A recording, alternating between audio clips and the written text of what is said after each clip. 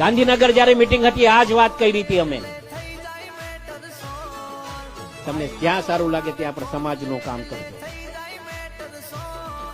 અને સમાજ છે ને તો આપણે છીએ. સમાજ છે તો હીરાલાલ સોલંકી છે. સમાજ છે તો પુરુષોત્તમ સોલંકી છે. સમાજ છે તો દિવેશ સોલંકી છે. આ મંચ પર બિરાજમાન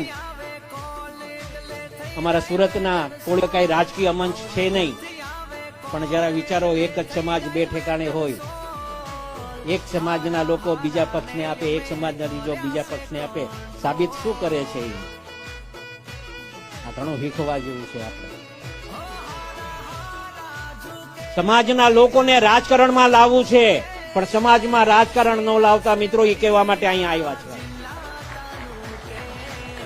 કોઈક આગળ વધતું હોય, કદાચ તમે એને મદદ કરો ન કરો એ ચિંતા ન કરતા, પણ એને પાળવાનું પાપ ન કરતા.